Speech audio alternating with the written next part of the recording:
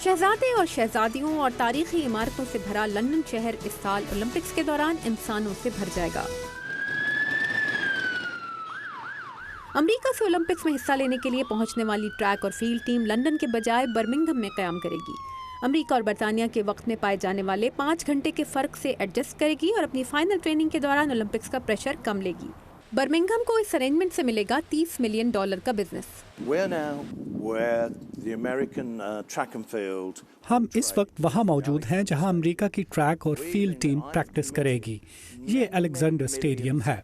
हमने स्टेडियम का ट्रैक इसी तरह तैयार किया है जैसे लंदन ओलंपिक्स का ट्रैक। अमेरिकी एथलीट्स जो इस साल फरवरी में एक इंडोर इवेंट के लिए बर्मिंघम में आकर ये ट्रैक देखकर गए थे, खुश हैं।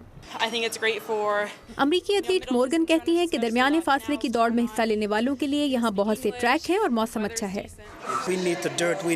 हम लंबे फासले की दौड़ लगाने वालों को मिट्टी और खुली जगह की जरूरत होती है। बर्मिंघम में ऐसा ही है। बर्मिंघम जिसकी खेलों की एक लंबी तारीख है, अमेरिकी ट्रैक टीम की प्रेसिडेंट स्टेफनी हाईटावर के मुताबिक दौरा करने वाली ओलंपिक टीमों को आराम करने और सख्त मुकाबले के लिए अच्छा माहौल फराहम करेगा।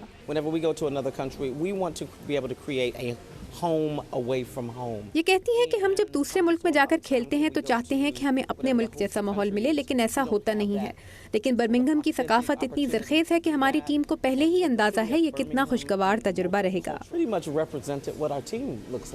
बाकी रही बात कि बर्मिंघम तेज तरीन ट्रेन पर भी लंदन से 1.5 घंटे के फासले पर है।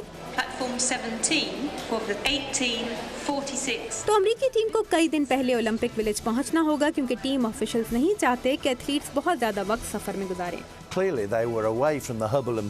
यकीनन वो लंदन के हंगामे से दूर तैयारी करेंगे और गोल्ड मेडल जीतने पर ज्यादा तवज्जो दे सकेंगे। ओलंपिक में हिस्सा लेने वाली टीमें लाखों लोगों की नजर में होंगी, मगर अमेरिकी ट्रैक टीम अपनी तैयारी मीडिया के कैमरों से दूर यहाँ करेगी।